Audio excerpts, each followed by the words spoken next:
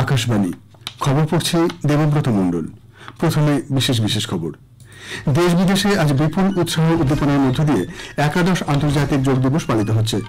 রাষ্ট্রপতি দ্রৌপদী মুর্মু বিশ্বমঞ্চে যোগব্যায়াম প্রচারে ভারতের গুরুত্বপূর্ণ ভূমিকা তুলে ধরেন। প্রধানমন্ত্রী নরেন্দ্র মোদী যোগ দিবস উপলক্ষে বিশাখাপত্তনমে এক অনুষ্ঠানে যোগ দেন। তিনি বলেন, আজ বিশ্বজুড়ে ক্রমবর্ধমান চাপ এবং অস্থিরতার মধ্যে যোগব্যায়াম শান্তির পথ দেখায়।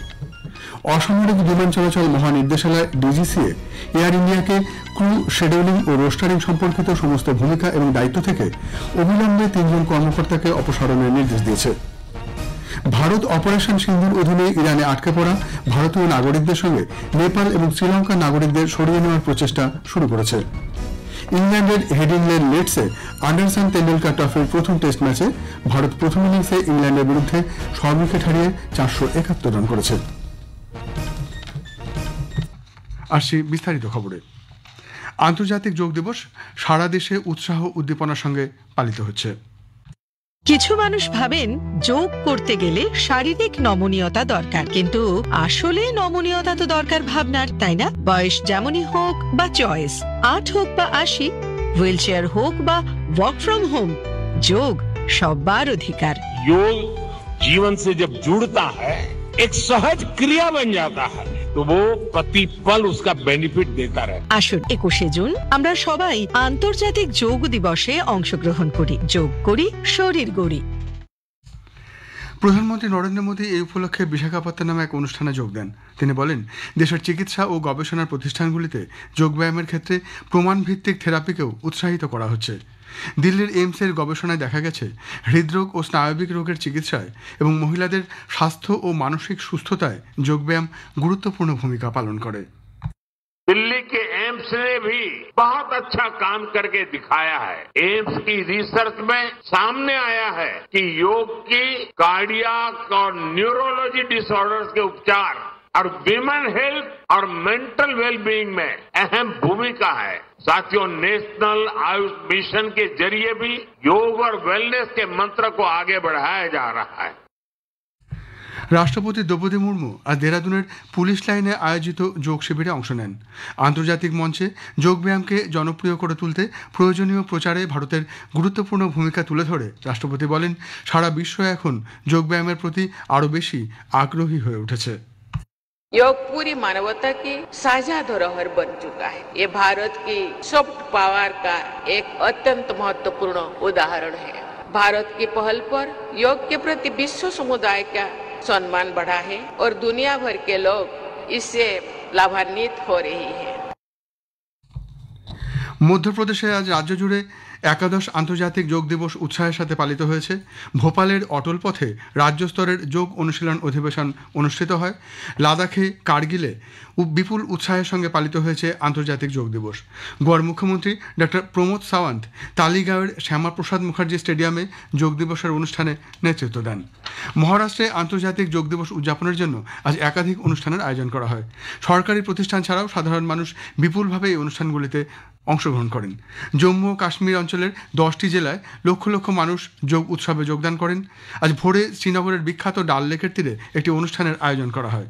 কয়লা ও খনিমন্ত্রী জি কিষাণ রেড্ডি ইসিএল এর পশ্চিমবঙ্গের পশ্চিম বর্ধমানের ঝাঁঝরা কয়লা খনিতে এই উপলক্ষে আয়োজিত অনুষ্ঠানে সকলের সঙ্গে যোগাভ্যাস করেন। আন্তর্জাতিক যোগ দিবসে আজ কলকাতার রাজভবনে বিশেষ যোগাভ্যাসের অধিবেশন অনুষ্ঠিত হয়। শান্ত সবুজে ঘেরা উদ্যানে আয়োজিত এই অনুষ্ঠানে শিশু থেকে শুরু করে প্রবীণ নাগরিক পর্যন্ত প্রায় 400 জন অংশগ্রহণকারী যোগাভ্যাস করেন। বিহারের রাজধানী পাটনায় মূল অনুষ্ঠানটির আয়োজন করা হয়েছে পাটলিপুত্র স্পোর্টস কমপ্লেক্সে। উপস্থিত ছিলেন উপমুখ্যমন্ত্রী সম্রাট চৌধুরী এবং বিজয় কুমার সিনহা। গুজরাটে প্রধানমন্ত্রীর নিজের শহর ভাদনগরে শর্মিষ্ঠা লেকে মূল অনুষ্ঠানের আয়োজন করা হয়। মুখ্যমন্ত্রী ভূপেন্দ্র প্যাটেল অনুষ্ঠানে নেতৃত্ব দেন। স্বরাষ্ট্রমন্ত্রী অমিত শাহ আজ আহমেদাবাদে যোগাভ্যাস অনুশীলনে যোগ দেন। পাঞ্জাবে সীমান্তরক্ষী বাহিনীর সব ইউনিট ও সদর দপ্তরে যোগ দিবস পালন করা হয়। নাগাল্যান্ডে বিশ্ব যোগ দিবস ও বিশ্ব সঙ্গীত দিবস একসঙ্গে পালিত হয়। এই দিনটি পালনে রাজ্য জুড়ে সঙ্গীত শিল্পীরা বহু অনুষ্ঠানের আয়োজন করে। নতুন দিল্লিতে আকাশবাণী ভবনে এই উপলক্ষে এক বিশেষ যোগাভ্যাস কর্মসূচির আয়োজন করা হয়। এতে অংশ নেন আকাশবাণীর মহানির্দেশক ডক্টর প্রজ্ঞা পালিওয়াল গৌড় ও অতিরিক্ত মহানির্দেশক এল মধুনাগ এবং কর্মী ও আধিকারিকরা। লোকসভার স্পিকার ওম বিড়লা বলেছেন যে যোগব্যায়াম শরীর, মন এবং আত্মার মধ্যে সামঞ্জস্য অর্জনের জন্য একটি শক্তিশালী হাতিয়ার। ব্যক্তির সামগ্রিক বিকাশে যোগ গুরুত্বপূর্ণ ভূমিকা পালন করে। শ্রী বিড়লা আজ সংসদ প্রাঙ্গণে একাদশ আন্তর্জাতিক যোগ দিবস উদযাপনের নেতৃত্ব দেন। তিনি বলেন, বিশ্বের বিভিন্ন স্থানে লক্ষ লক্ষ মানুষ যোগব্যায়াম সেশনে অংশগ্রহণ করেছেন এবং এই প্রাচীন ঐতিহ্যের চেতনাকে আলিঙ্গন করেছেন। কেন্দ্রীয় কৃষি ও কৃষক কল্যাণ মন্ত্রী শিবরাজ সিং চৌহানও নতুন দিল্লির পুসা ক্যাম্পাসে একটি গণ যোগব্যায়াম অনুষ্ঠানে অংশ নেন। বিশ্বের নানা প্রান্তেও আজ জাতি, ধর্ম, বর্ণ ও ভৌগোলিকতার বেড়া ভেঙে মানুষ যোগ দিবসের অনুষ্ঠানে সামিল হন। ব্রিটেনে যোগাসনের বিশেষ অনুষ্ঠানে হাজির ছিলেন রাজা চার্লস। সেখানে যোগের ক্রমবর্ধমান জনপ্রিয়তার কথা উল্লেখ করে চার্লস বলেন, যোগ ঐক্য, সহানুভূতি এবং কল্যাণের বিশ্ব নীতিগুলিকে তুলে ধরে।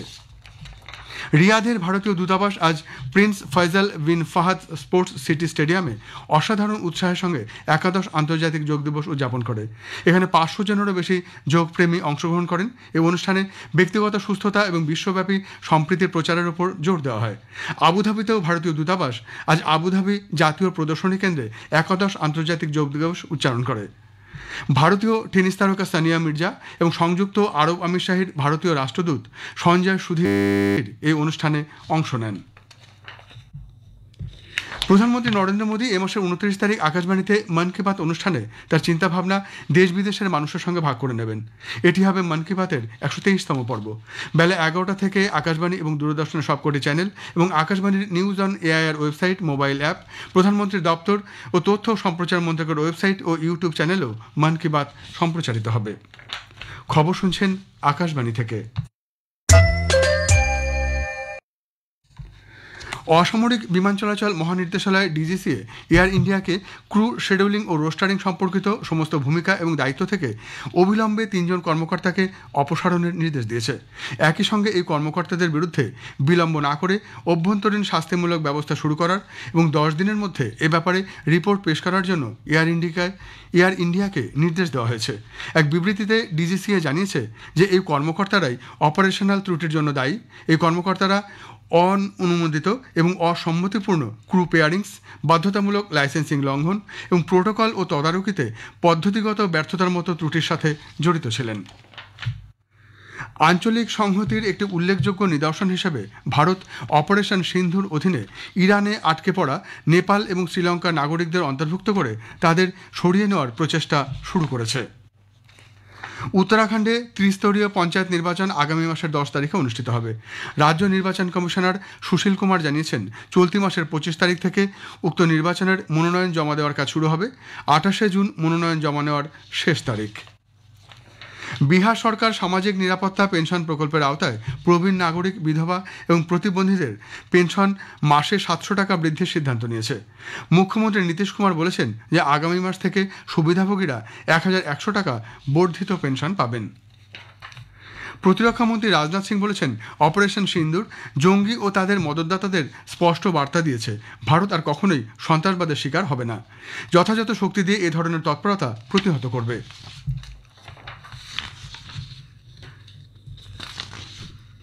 ইসরায়েল ও ইরান সংঘর্ষের 9ম দিনেও বিমান হামলা অব্যাহত। ইসরায়েলের ইরানের পারমাণবিক পরিকাঠামোগুলি লক্ষ্য করে সামরিক অভিযান চালিয়ে যাচ্ছে। ইসরায়েলি সেনাবাহিনী জানিয়েছে, মধ্য ইরানে ক্ষেপণাস্ত্র সংরক্ষণাগারে সহ প্রতিরক্ষা স্থাপনাগুলিতে অভিযান চালিয়েছে। প্রতিরক্ষামন্ত্রী ইসরায়েল কাটস বলেছেন, কোম শহরের একটি অ্যাপার্টমেন্টে হামলায় ইরানের একজন সিনিয়র কমান্ডার সাইদ ইজাদি প্রাণ হারিয়েছেন। ইরান দক্ষিণ ইসরায়েলের শহর বিয়ার শেবা এবং উত্তরাঞ্চলীয় শহর হাইফার শিল্পকেন্দ্রের কাছেও ক্ষেপণাস্ত্র হামলা চালিয়েছে। ইংল্যান্ডের হেডিংলে লিডসে অ্যান্ডারসন তেন্ডুলকার ট্রফির প্রথম টেস্ট ম্যাচে ভারতের প্রথম ইনিংস শেষ হয়েছে। দ্বিতীয় দিনে ব্যাট করতে নেমে সব উইকেট হারিয়ে 471 রান করেছে ভারত। দিনের শুরুতে তারা 359 রান ও 7 উইকেট হাতে নিয়ে ব্যাট করতে নেমেছিল। অধিনায়ক শুভমান গিল 147 রানে আউট হন। 134 রান করেছেন সহ অধিনায়ক ঋষভ পন্থ। এটি টেস্টে পন্থের পঞ্চম শতরান। ইংল্যান্ডের বেন স্টোকস ও জস টাং দুজনেই 4 উইকেট করে নিয়েছেন। বৃষ্টির জন্য ইংল্যান্ডের ইনিংস শুরু হয়নি। শেষ করার আগে বিশেষ খবর আরেকবার। দেশ বিদেশে আজ বিপুল উৎসাহ উদ্দীপনার মধ্য দিয়ে একাদশ আন্তর্জাতিক যোগ দিবস পালিত হচ্ছে। রাষ্ট্রপতি দ্রৌপদী মুর্মু বিশ্বমঞ্চে যোগব্যায়াম প্রচারে ভারতের গুরুত্বপূর্ণ ভূমিকা তুলে ধরেন। অসামরিক বিমান চলাচল মহানির্দেশালয় ডিজিসিএ এয়ার ইন্ডিয়াকে ক্রু শিডিউলিং ও রোস্টারিং সম্পর্কিত সমস্ত ভূমিকা এবং দায়িত্ব থেকে অবিলম্বে 3 জন কর্মকর্তাকে অপসারণের নির্দেশ দিয়েছে। খবর এখনকার মতো এ পর্যন্ত। এর পরের খবর 7:50 মিনিটে।